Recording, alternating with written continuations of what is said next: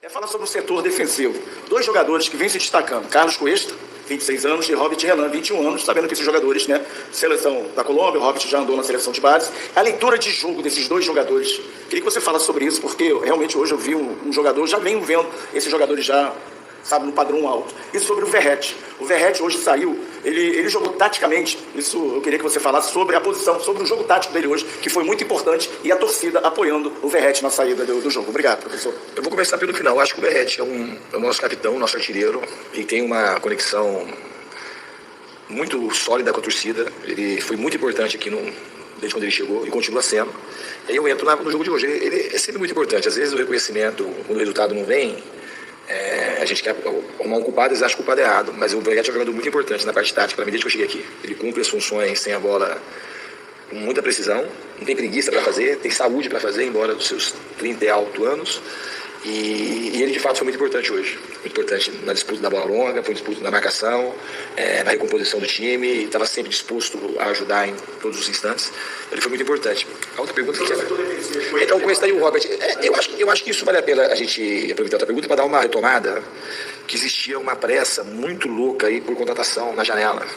Quando a gente faz de uma maneira muito apressada, ainda mais sem dinheiro, sem chance de erro, quase nenhuma, a gente acaba errando. E a gente fez as contratações muito mais pro fim da janela que pro começo. Porque eu sempre vim aqui, era questionado, contratação, e não é fácil contratar bons jogadores. No fundo, o Vasco e a torcida quer bons jogadores. Eu acho que a gente teve um esforço contínuo, de muita gente trabalhando. O Felipe, eu, o pessoal de análise, o Admar, foi um monte de fatores que fez com que a gente chegasse a jogadores. E muito esforço pessoal, de ligar de novo, insistir, o Admar viajar, o Felipe se reunir com o pessoal da análise o tempo todo. E foi muito importante. Então, assim, esse trabalho conjunto, e sempre com aquele receio de errar na contratação, porque a gente tem que ter para a gente se proteger, para a gente poder errar menos. A gente acabou acertando. Não só nesses dois, mas a gente fez uma janela muito boa, com poucas contratações, mas muito assertivas. O André foi uma contratação muito boa, todo mundo tem contribuído. O Matheus França está entrando em condição, que é um jogador muito talentoso. O Thiago Mendes está agora se recuperando da lesão, um jogador que tem uma história muito importante também no futebol.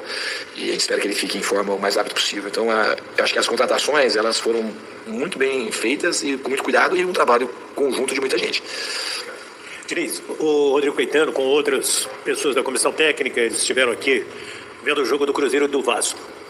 Se pedisse para o Fernando Diniz indicar alguém do Vasco, alguns jogadores do Vasco, você diria, presta atenção em quem? Para mim é difícil responder essa pergunta, mas eu acho que eles estão monitorando certamente alguns jogadores.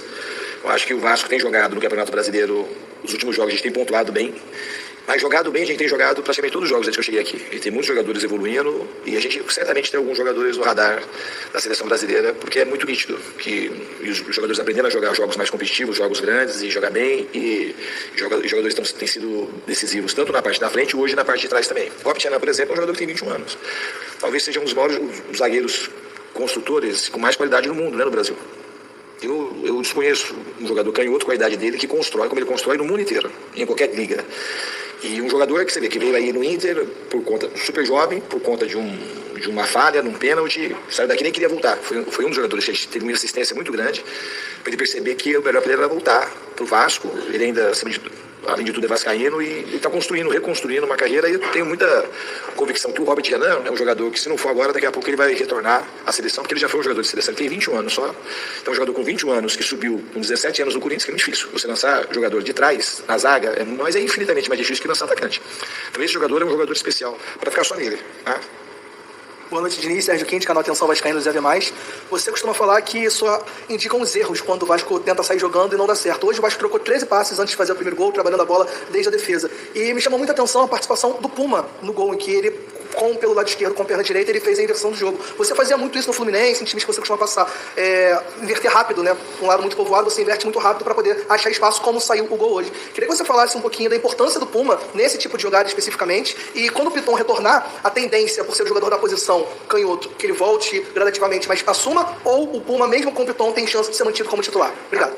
A tendência é eu colocar os melhores jogadores para jogar. Não tem, eu vou fazer isso sempre na minha carreira inteira. Quando não der para colocar os melhores, é porque não deu mesmo. Eu não sou cara preso só a posição. Se eu tenho 4 meias que estão brilhando e os atacantes não estão bem, vão jogar 4 meias. No São Paulo, por exemplo, é um time que jogava praticamente 4 meias no ataque durante muito tempo. Eu não tenho essa coisa essa fixação só por causa da posição. Então, assim, eu vou procurar, quando todo mundo voltar e todo mundo estiver bem, vão jogar os melhores, vão entrar aqueles que eu considerar os melhores. Às vezes não encaixa, às vezes de fato você não consegue colocar aqueles que estão melhores, porque tem jogadores que ficam em posições sobrepostas e você não consegue encaixar que tá todo mundo bem. Mas sempre que eu puder, eu vou colocar os melhores para jogar. Não, eu acho que não foi só o Puma. O Puma fez a inversão, porque o Puma bate muito bem na bola e tem uma inversão facilitada que ele tira do pé direito e essa diagonal longa ela se oferece para ele. Mas o Robert Renan fez pelo menos 3 inversões também, que é um jogador que tem essa característica da bola longa. A gente tem mais essa bola longa hoje do lado de cá do que do lado de lá. O Paulo Henrique não é um jogador de fazer muita inversão longa, é um jogador mais de condução, e o Cuesta também é um jogador mais de condução. Mas o Hugo Moura faz boas inversões também, constantemente o Coutinho faz, o Barros tem feito. Então o time tem bastante jogador que bate bem na bola e a gente pode usar esse artifício. Olá, Diniz, boa noite, parabéns pela vitória. Danilo do Expresso 1923. Sobre a forma de jogar do Vasco. O Vasco conseguiu descer alguns momentos a linha de marcação e soube sofrer o termo do goleiro. E a torcida, como você disse, teve essa sinergia de jogar junto e de impulsionar contra um Cruzeiro muito difícil de enfrentar e com o Matheus Pereira muito inspirado, conseguindo achar passes entre zagueiros. Como é que você vê um Cruzeiro com a posse de bola, com chances, mas apesar dos 21 arremates a gol, apenas 12 na direção do gol, e o Vasco mais eficiente, que conseguiu fazer 2 gols e teve mais lances para chutar gol e conseguindo a vitória? Eu acho que não é que a gente soube sofrer. Eu acho que o Cruzeiro, quando a gente baixou, é um time que gosta de muita profundidade. Quando a gente não conseguia encaixar a marcação rápido, a gente tinha que descer mesmo, porque não é o jogo do Cruzeiro, que ele se sente mais confortável, não é um jogo empurrando o adversário para trás com muita posse. É um time muito vertical. E quando a gente baixou o bloco, a gente sofreu quase. Eu não lembro do Cruzeiro ter tido uma grande chance, nem do Léo Jardim ter feito uma grande defesa. Mas não foi chance, os caras chutar a bola lá de longe. Não, a chance, assim, se tiver uma... Hoje existem as estatísticas mais apuradas da expectativa de gol. Eu não teve expectativa de gol com esse Cruzeiro importante. Não finalizaram quase dentro da área. Quando tinha a bola na área para finalizar, a gente tinha muito mais gente do que eles. Então o time soube se defender bem, não é que soube sofrer. O time soube se defender bem. Eu achei que a gente não sofreu no jogo. O jogo ficou assim, com perigo. O que a gente teve, que faltou um pouco pro time, ter um pouco mais de controle da posse. Eu acho que a gente podia, em determinados momentos, ter tido mais circulação da bola. A gente estava alongando a bola sem ter gente para disputar e para pegar a segunda bola. Outro problema do time foi que a gente perdeu, principalmente no primeiro tempo, perdemos quase todas as segundas bolas. E essa perda da segunda bola que fez o Cruzeiro ter um pouco mais de volume. Mas não foi que eles empurraram a gente para trás. A gente foi onde a gente tinha que ir. E a gente conseguiu se defender bem de um time que é muito bom, que é muito bem treinado e com jogadores que são muito talentosos, no caso do Matheus Pereira, Caio Jorge, entre outros, e um time que está com a confiança lá em cima. Então era um jogo grande, que a gente soube usar todos os recursos que a gente tinha treinado para poder aumentar a nossa chance de vencer o jogo. Parabéns, Fernando Diniz, Lili Campeão de canal A Hora do Vasco. Você falou sobre a representatividade do Verratti numa pergunta anterior para com o torcedor vascaíno. Só que eu queria entrar num detalhe um pouco mais elaborado aqui sobre a substituição do Verratti, porque você substituiu ele de uma forma um pouco mais antecipada do que o normal, né? E em um momento que o torcedor vascaíno estava pedindo a saída dele ali próximo da arquibancada, pelo menos onde eu estava. E o que o Fernando Diniz enxergou em melhorias na equipe e o que estava acontecendo dentro de campo na sua cabeça que fez com que você tomasse essa decisão? Opa, vou tirar o Verratti para o quê? E eu queria também saber sobre um detalhe, se me for atrapalhar mais uma segunda pergunta, o que aconteceu com o Hugo Moura ali, quando ele se sentiu ali a posterior da coxa e depois quis voltar para o jogo naquele cantinho?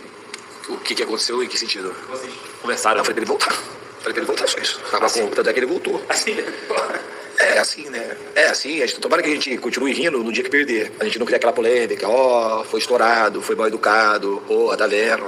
E essas coisas não mudam. Isso é um relativismo moral que a gente gosta de fazer um espetáculo pra fora, que é contraproducente para as boas relações. Porque se aquilo é errado hoje. Então não é motivo de riso. O que é errado, não é por causa da vitória. O que é certo, é certo. E o meu jeito é esse, é o melhor jeito que eu tenho, assim como o Moura, com o Ryan. Eu nunca levantei a minha voz com o jogador para prejudicá-lo, pelo contrário. A minha vida é uma vida de dedicação para os jogadores e para os torcedores. De dedicação plena. Então quando eu faço algum gesto assim, os jogadores entendem que é sempre pro melhor. E ali eu não preciso me fazer de super educado para agradar uma plateia externa, porque eu sou conectado com o jogador de uma maneira que me permite fazer isso. Os jogadores eles acabam aceitando que sabe que é melhor para eles. Tanto é que o Hugo voltou e continuou. Talvez se fosse um outro tipo de comissão, outro tipo de relação, sentir um pouco posterior, sai do jogo, como acontece com uma certa frequência. Então eu tenho um limite diferente de levar o jogador, de me relacionar com o departamento médico, e isso propiciou o ter segurança e voltar para o jogo. A outra questão do Veguete, no fundo, o jogo estava ficando com muita transição. E aí, para um jogo, hoje especificamente, que há de muita transição, a entrada tirei o Veguete e tirei o Nuno junto. Porque o jeito que estava ficando o jogo estava com a cara muito mais do André Gomes e do Davis pro jogo de hoje. Foi por isso que eu substituí naquela hora, não quis esperar muito. A gente aproveitar melhor o Veguete, a gente tem que ter um pouco mais de posse no ataque para a gente terminar os lances, e ele que é um cara artilheiro, para ter mais chance de fazer o gol. E isso não estava acontecendo naquele momento, eu não quis esperar mais, porque eu vi que não ia mudar muito o cenário. Então, com a entrada dos outros jogadores com outra característica, eu achei que a gente ia ter mais chance de não tomar o gol e de fazer o segundo.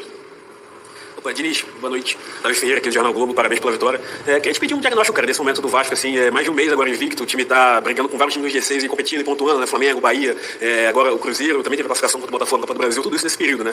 Qual o seu diagnóstico? Você falou de confiança, mais posta agora anterior. Como é que tá vendo esse trabalho? Qual a importância de engrenar a sequência nesse momento final de temporada, né? Que tem a Copa do Brasil no final do ano, mas também tem que terminar com uma boa campanha no Brasileiro. Como é que você tá vendo aí? Eu acho que isso é fruto de persistência, de um bom trabalho, porque quando começa os resultados, eles não acontecem e o time tem performance, às vezes tem uma histeria externa de que as coisas tá tudo errado, e se você calha num momento desse, uma hora você joga mal e perde, aí parece que tá tudo errado. Eu acho que a gente foi construindo e continua construindo muita coisa no Vasco, com o trabalho de muita gente. Muita gente mesmo trabalha. O Vasco tem um material humano que ele certamente é um dos melhores do Brasil. Parte médica, parte da fisiologia, parte dos massagistas, a nutrição, do cozinheiro. É uma comunidade que trabalha de uma maneira diferente. Esse é o maior patrimônio do Vasco hoje interno. Ele tem experiência no futebol de muitos anos como jogador e também como treinador. E é um ambiente diferente e de pessoas muito capazes. E os jogadores, assim, a gente conseguiu, acho que levar o nível de todo mundo do lado de fora e do lado de dentro dos jogadores. Porque a gente trabalha muito. Cobra e eu sou um cara que exige muito. Inclusive, seria bom a gente restar, porque o futebol não se limita a ser um treinador e jogador. Tem muita coisa envolvida. E um time que com muita dificuldade de dinheiro. Então a gente está conseguindo fazer coisas diferentes. E a torcida, que é o maior patrimônio, e é mesmo, e é uma torcida diferente, quem vem jogar aqui sabe. Não é comum jogar com uma torcida como essa. É diferente. Então a torcida hoje, e a gente sabe disso, eu sempre tento fazer essa conexão, porque ela é muito importante conectar a arquibancada com o time. E quando começa a acontecer, como aconteceu hoje, fica mais fácil, porque a torcida entra, começa a entrar no campo, começa a tirar esse gol, começa a ajudar a fazer o gol. Então a gente tem que se trabalhar muito para que isso consiga seguir. E quando eu falo do trabalho de todo mundo lá, tem duas pessoas que são pouco citadas. Por exemplo, eu vou citar duas que eu não falo. Um está até aqui, que é o Cláudio. E o Felipe Maestro. São duas pessoas essenciais para o meu trabalho no Vasco. São dois caras que chegam junto comigo lá às 7 horas da manhã, 7h15 da manhã, nós já estamos lá. E a gente sai de lá às 4 horas, 5 da tarde, e fica almoça, fica lá e trocando ideia. Então é um trabalho, acompanha, ninguém vai lá brincar. Os caras chegam lá e trabalham na relação, e conversam com o jogador, na época das contratações, contrata esse, não contrata esse, contrata aquele, não, segura, vamos ver mais, pôr o dinheiro, uma preocupação, temos que atender a torcida.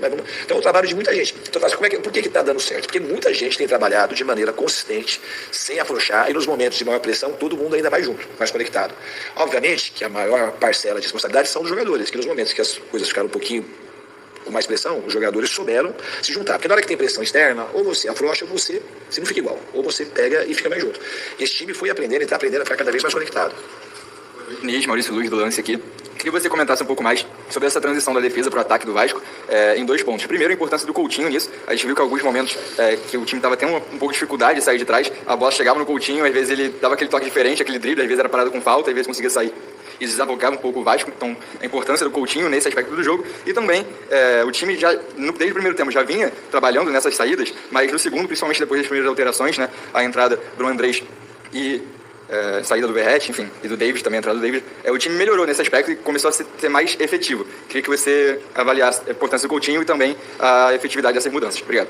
Eu acho que a efetividade foi porque todos os jogadores muito rápidos. São um jogador de construção, que é o Hugo, que é o Nuno, e o Veguete, que é o finalizador. Entrou 2 jogadores que têm até jogadores de drible e de velocidade. Então a gente ganhou, obviamente, mais projeção para o ataque com um time mais vertical. A gente não ganhou mais controle. A gente ganhou quando a bola tinha mais espaço para a gente explorar as costas, e quando a gente conseguia conectar o passo para frente, os jogadores conseguiam dar mais solução para a gente avançar de maneira vertical mais rápido. Em relação ao Coutinho, eu acho que definitivamente ele vai entrando no radar da seleção. O Coutinho é um jogador que tem genialidade, e são poucos jogadores que têm genialidade. Ele tem genialidade, ele está ficando com a forma física cada vez mais apurada. É um jogador, eu sou um cara que todo mundo sabe que eu dou muito treino, e o Coutinho é um dos jogadores que mais treina. Então, assim, o Coutinho, tudo que a natureza falava e assim, os aspectos normativos da fisiologia sugeririam para o Coutinho, e o Coutinho a gente está fazendo o contrário. O Coutinho antes assim, era poupado de treino, poupado de jogo. Hoje ele treina quase que mais que todo mundo e joga quase que mais que todo mundo. Às vezes eu tiro no jogo, que o jogo tem um caráter diferente, e às vezes quando hoje, por exemplo, eu jogo até 30 do segundo tempo, e bem. E o fato dele, a gente poder contar com um cara igual o Coutinho, facilita muitas coisas. O adversário respeita, o time fica mais confiante, e ele tem lampejos assim que não são coisas treináveis. Hoje ele fez pelo menos uns 5 lances aí, dos mais bonitos. De corta-luz, de toque de calcanhar, de mudança de direção, de enfiada de bola, de drible. Então ele é um cara que ele está entrando numa forma que ele continuando assim, ele é um postulante cada vez mais claro para disputar a Copa do Mundo. Boa noite, Inês. Gabriel Rodrigues aqui da Trivela. Parabéns pela vitória. Complementando um pouquinho a pergunta anterior sobre o momento do Vasco, essa reta final de temporada, depois daquele empate com o Ceará, que teve aquele gol no final do jogo, e vem essa sequência de Flamengo, Bahia, Cruzeiro e Palmeiras, que são todos times do G6 do brasileiro. Muita gente ficou com um pouco de receio, mas também muita gente está na expectativa de que nesses jogos o Vasco estaria mais concentrado. Como você avalia esses 3 jogos e também projeta a partida contra o Palmeiras? E se realmente nesses jogos contra os times da parte de cima da tabela, teoricamente mais difíceis, você tem achado que o time tem estado mais concentrado do que anteriormente? Isso poderia ser, as pessoas se perguntam um mês atrás, eu até responderia que poderia ser. Nesse momento, eu tenho convicção que não. O Vasco entrou concentrado porque os jogadores ganharam mais consciência daquilo que tem que ser. E que o maior adversário a ser vencido é o próprio Vasco. A gente estava lá com a Zona, a gente estava lá, desde que eu cheguei, quase encostado, sempre na zona de rebaixamento. Então não interessa se é o Flamengo, se é o Cruzeiro, se é o G6, se é o time que está lá embaixo, se é o Juventude, se é o Vitória. O Vasco, o concorrente maior é ele, mesmo. A gente tinha que sair de lá. A gente não olhou para o adversário. Obviamente a gente trabalha, a gente sabe que o adversário tem os seus alcances de maneira privilegiada. E tem, como o time do Cruzeiro, poucas limitações, tem muito mais coisas positivas, assim como o Flamengo e o próprio Bahia. Mas a gente trabalhou muito contra o Ceará. O que aconteceu foi assim, uma desmobilização natural que não pode acontecer. Aquele jogo do Botafogo, que foi uma descarga muito grande ali de energia, e a gente com muito pouco tempo para recuperar. Então, contra o Ceará, a gente desconectou, não foi por conta do Ceará, foi por conta de não saber ganhar do Botafogo e recuperar rápido para o jogo seguinte. Aí isso já não aconteceu no jogo do Flamengo, no jogo do Bahia, no jogo do Bahia para hoje. E isso é um aprendizado que o time vai tendo, não é uma coisa comum. O time que quer chegar lá em cima, que a gente agora tem que ir escapando dessa zona que a gente está mais embaixo, para depois começar a olhar para a parte de cima da tabela. Eu respondi tudo? Teve do Palmeiras. Não, é do Palmeiras assim, a gente vai se esforçar da mesma maneira que se esforçou nos jogos, assim, a gente sabe que jogar lá contra o Palmeiras é difícil, muito difícil, e jogar no Allianz se torna mais difícil ainda, porque é um grama sintética, é mais rápido, os caras moram muito do campo, eles têm um aproveitamento lá muito grande, e a gente vai agora preparar da melhor maneira para ir em São Paulo e fazer uma boa partida. Diniz, boa noite, parabéns pela vitória de hoje. Eu confundo com ele um pouco, sabia? Aqui, ó, esse aqui, ó. Confundão? Você tá confundindo com gente boa, pô. Vocês são irmãos? Não, você confunde com gente boa, tá ótimo. Rodrigo Crivellari, podcast Cruz do Maltino, né? Você pegou e fez uma análise agora para a próxima partida. E hoje, infelizmente, né, o Barros tomou o 3º cartão amarelo e está fora da partida. Você já tem ali o seu substituto para colocar, já almeja já colocar, de repente, o Tietê voltar, o próprio Thiago ou Oliveira, porque tem essa preocupação, porque essa dupla de volantes que encaixou muito bem, né? E também, se me permite, você está falando muito da torcida, citando a torcida, aproveite e faz um convite aí para ela sempre comparecer em São Januário, que hoje realmente foi uma sinfonia que há bastante tempo que não acontece. Se eu pudesse ter o estádio sempre cheio, aqui é diferente, a energia é muito boa da torcida. Eu falei isso, quando eu vinha jogar aqui no final da década de 90, início dos anos 2000, que acabou, talvez seja o auge da história do Vasco, jogar contra era gostoso, de tanto que a torcida, tanta energia que tinha no estádio. E é uma das coisas que me marcou muito. O Vasco não era jogador e é uma das vontades que eu tinha de trabalhar do Vasco, era essa coisa que eu sentia da torcida. E estando aqui, é muito bom. E o convite está sempre feito para eles comparecerem, que hoje eu tenho convicção de que eles ajudaram muito o time em todos os momentos do jogo. Foi uma conexão muito bonita, foi uma dobradinha aí de muito brilho. E em relação a quem vai entrar no lugar do Barros, infelizmente ele tomou o cartão, concordo, que a dupla de volantes de fato está muito bem, ele com o Moura. E a gente tem a volta do Tietê, pode ser que volte o Thiago, tem o Matheus Carvalho, a gente tem alguns dias aí pra gente ver qual vai ser a melhor opção para iniciar o jogo contra o Palmeiras. Boa noite, Diniz. Pedro Henrique Carvalho da Band News FM. A gente fala muito sobre o Felipe Coutinho, né? Por toda a maestria que ele já mostrou no futebol e vem cada vez mais retomando essa forma física que levou ele para a Copa de 2018.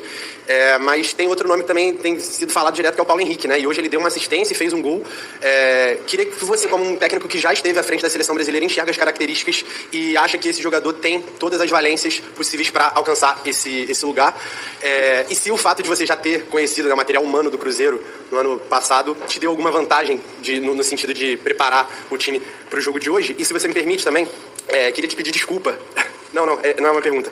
Queria te pedir desculpa por uma situação que a gente teve no ano passado, acho que você nem vai lembrar, quando você estava ainda à frente do Fluminense, e eu te questionei sobre a maneira de jogar a saída de bola, que você normalmente recebe esse tipo de pressão quando os resultados não vêm. Você me deu uma explicação da subida e descida do time, e hoje você, não só hoje, mas como você iniciou a coletiva dizendo, desde o início você vê que o time do Vasco joga bola. Hoje a gente pode dizer que o time do Vasco joga bola.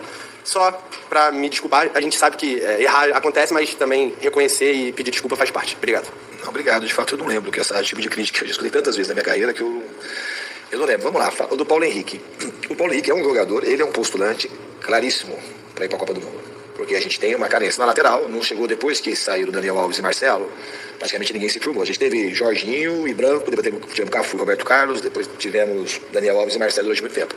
E as laterais ainda ninguém, tanto uma como outra. Então assim, e o Paulo Henrique ele tem algo diferente, assim, ele é um jogador extremamente potente. Ele tem uma potência parecida com, eu falo pra ele, parecido com o Walker, que jogava no City. É um jogador muito potente. Ele é um jogador que está ganhando confiança e passando a acreditar no próprio potencial que ele tem. Ele está se apropriando da própria potência, o Paulo Henrique. A minha vinda para cá talvez tenha uma vinda para ele se apropriar disso mesmo, para ajudar ele nisso. Então ele é um jogador muito decisivo. Ele já decidiu algumas partidas comigo aqui. E um jogador, um lateral que decide o jogo, é um ganho para toda a equipe. E na parte defensiva, ele é um jogador também muito sólido, no sentido que ele consegue, dificilmente ele leva desvantagem em combate direto. Né? Ele está ganhando cada vez mais consciência da parte tática, de quando fechar a linha, de quando abrir, de quando avançar, de quando conter mais. E o Paulo Henrique, de fato, ele é um jogador que ele certamente já está no radar. E ele, continuando assim, ele vai ser um postulante a disputar a Copa do Mundo. Para mim isso é muito claro. Não só ele, outro nome que tem aqui, todo mundo sabe que o Ryan, embora a concorrência do Ryan seja grande, ele é um jogador extremamente diferente. Muito diferente. Ele é um jogador aqui que se apropria também cada vez mais do próprio talento. Ele é decisivo, ele dribla. O Ryan, ele é um atacante, dos poucos atacantes do futebol brasileiro que é completo. O Ryan, ele é grande, ele é rápido, ele é canhoto, ele chuta bem, ele passou a entrar na área e fazer gol de cabeça. Hoje em dia ele recompõe bem, ele fecha bem, ele pode jogar de ponta, ele pode jogar de falso 9, ele pode jogar de 9, ele pode jogar na outra ponta. Então o Ryan é um jogador que está desabrochando no momento que ainda a lista não está fechada. Então ele também vai se colocando numa situação de possível colocação, na minha opinião. Isso vai ser jogador do Cruzeiro? O jogador, eu acho que assim, aí é uma coisa que serve para os dois. Eu conheci alguns jogadores, isso ajuda um pouco, e o fato deles terem todo o meu material, de tudo que eu trabalho, de como eu treino, de como eu jogo lá, também ajuda, não dá para saber o que ajuda mais. Né? Acho que tem coisas boas e coisas ruins para as duas partes.